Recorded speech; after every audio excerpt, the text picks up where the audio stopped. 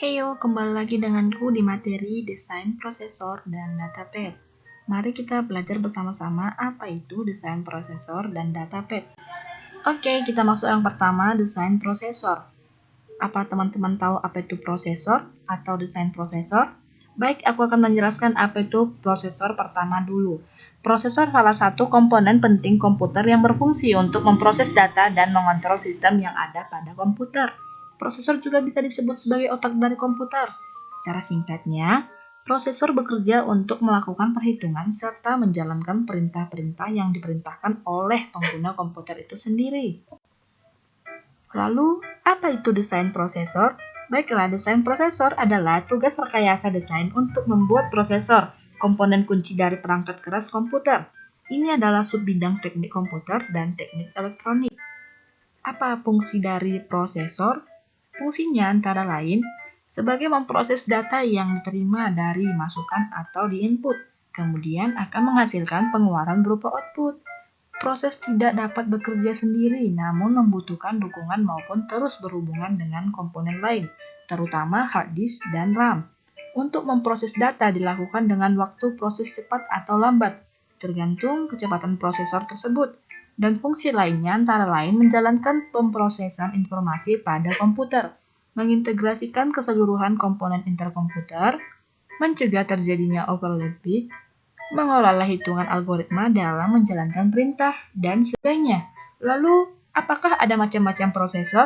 Ada beberapa macam-macam prosesor. 1. Prosesor Intel. Prosesor Intel dibuat pada tahun 1968. Ini mempunyai turbo bus yang berguna untuk meningkatkan performa dan kecepatan, seperti pada jenis Core 13,15 dan 17. Yang kedua, ada prosesor AMD. AMD atau Advanced Micro Device merupakan prosesor para pesaing Intel. Prosesor yang sering digunakan dalam permainan komputer karena mempunyai kecepatan yang lebih baik. Yang ketiga, prosesor ARM. Prosesor ARM mungkin jarang sekali kita jumpai di Indonesia karena memang perangkat ini digunakan pada handphone, musik player, dan perangkat router. Yang keempat, ada prosesor Cyrix, di mana kualitas di bawah Intel dan AMD. Akan tetapi, Cyrix mempunyai kecepatan yang optimal dan tahan terhadap panas. Prosesor yang kelima ada prosesor Transmeta, di mana prosesor ini yang diproduksi pada tahun 1995 ini juga tahan terhadap panas. Lalu yang terakhir ada prosesor VIA, difokuskan untuk menjalankan perangkat yang lebih ringan dan relatif kecil. Lalu, apakah ada langkah-langkah desain prosesor? Tentu ada. Berikut beberapa langkah-langkah desain prosesor. Yang pertama, mengerti dengan baik setiap instruksi, menetapkan sumber daya hardware yang dihubungkan kepada register, flag, stack, dan lain-lain. Yang ketiga, menerjemahkan setiap makro operasi dengan satu atau lebih operasi transfer register. Yang keempat, ada desain datapad dan menganalisis sirkuit datapad. Yang terakhir, yang kelima, mengaktifkan titik-titik kontrol. Oke, selanjutnya pada materi yang kedua adalah datapad.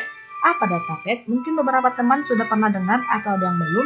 Baik, aku akan menjelaskan apa datapad. Datapad atau alur data yang merupakan sekumpulan register, yaitu register tambahan dan register penghubung. Kumpulan register ini berfungsi sebagai jalan dalam proses eksekusi suatu instruksi. Lalu, apakah fungsi datapad ada seperti data prosesor? Ada.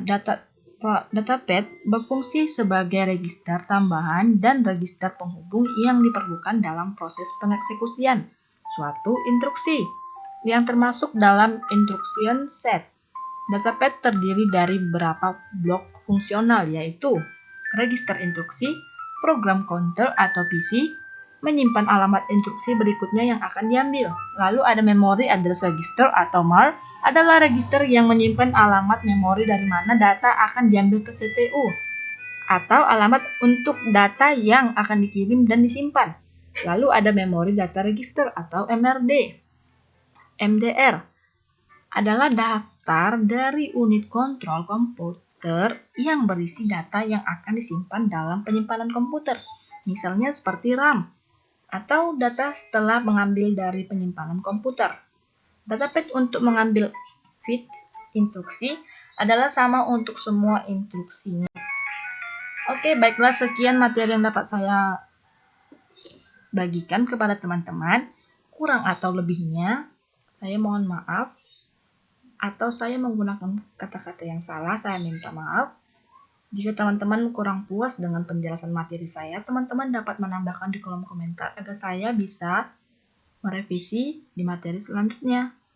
Terima kasih atas waktu teman-teman. Sampai bertemu di materi selanjutnya. See you.